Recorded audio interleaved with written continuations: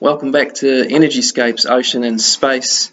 Another update I wanted to talk about. It's been a few weeks since I've done one, but a very interesting man from the 1950s called Otis Carr. I don't know if anyone's heard of him or remembers him in regards to UFOs or saucer technology development, but this is the man here. I've got this off the internet, of course. So he's in 1982 he died. And in 1955, he founded OTC Enterprises in Baltimore, Maryland. So he put a patent out on a flying saucer technology, claiming that he had a workable full-scale model and that it could go to the moon and back in less than a day using the propulsion technology that he proposed. Now, apparently it had two counter-rotating plates with spinning electromagnets and large capacitors, and this is the information or diagrams or schematics, and the spin or the enormous amount of spin generated the energy required to propel this craft at significant speed through physical space, of course. It's back in the 1950s, Fate magazine promoted Otis Carr quite a lot and his work, so he had quite a public profile, and he used to talk about the geometric forms of space as being both round and square when it came to understanding, and I think you can relate this to 4D scale of space, of course, where there is no vector, there's just the relationship between two sets of coordinates, and such technology enables you to virtually jump between those locations without having to traverse physical space and have drag and gravity impact on the ability to travel at great speed. And if we move on from there, what I also found out, some interesting things happened to Otis Carr. He was going to demonstrate a working model of his saucer designs in the 1950s, but the FBI got hold of him because he sort of disappeared from public view or having a highly public profile prior to going to demonstrate a workable model at a fair, and he didn't really resurface after that, and he got convicted of fraud in 1961 and served part of a 14-year jail term. And I managed to get the declassified FBI file on Otis Carr, which goes through what the accusations were and why he was under investigation and prosecuted. So that's there as well. And then we move on from there, and Otis Carr was said to have incorporated thought or conscious control of the propulsion or the saucer just by thinking about it.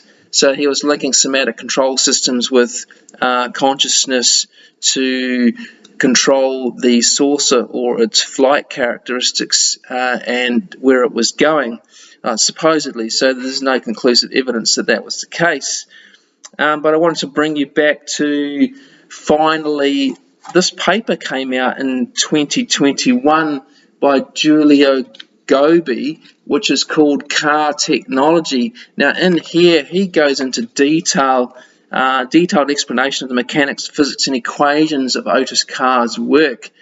Talks about how the craft works, the electric system, the accumulator, the Ultron mathematical model, the coils, the separation of electric charges, gathering of electrostatic charge from counter-rotating plates, of course, and how this relates to an inertial propulsion system, or the ability to cancel gravity through inertial mass reduction, of course. Now this brings to mind similar work by, of course, the great man Victor Schauberger here, A Life of Learning from Nature, and also Olaf Alexanderson, who wrote about him as well.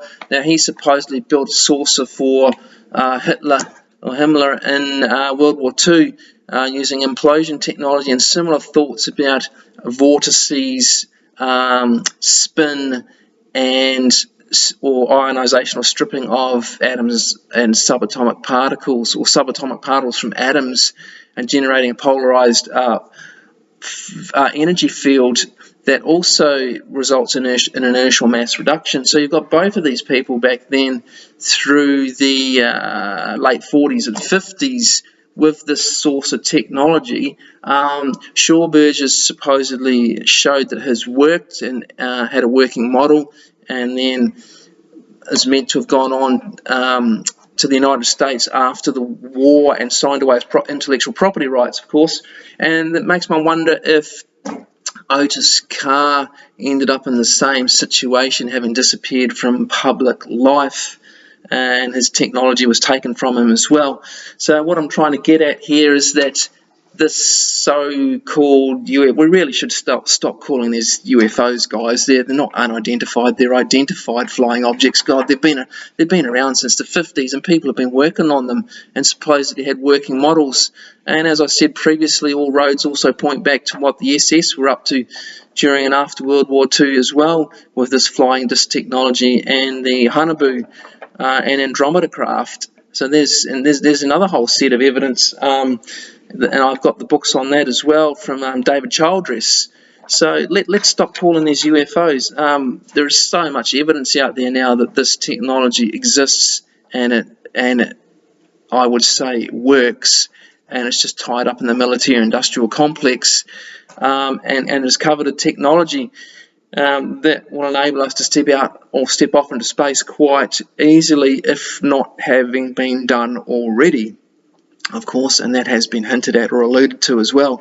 So let's see what the rest of the year brings and 2023 brings, but we really do need to look at energy systems and what's going on out there with all of this, because it's all in plain sight. It's been there for ages. It's been sitting there in books, papers, disclosure, people coming forward. I just have to start digging, and all this stuff starts coming up. I've got a few other people to talk about in the coming month as well that have also been working around this area and disappeared into the military-industrial complex, or the work's been taken off them. It's about time we readdressed all this, and it's all hyperdimensional physics.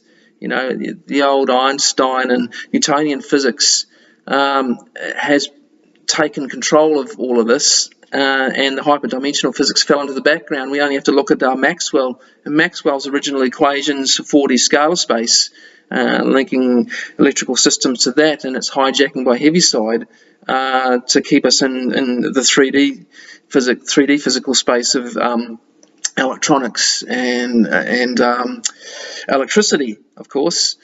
So it's just all there. I just get frustrated with the evidence. There's just so much evidence that this technology is there and it works.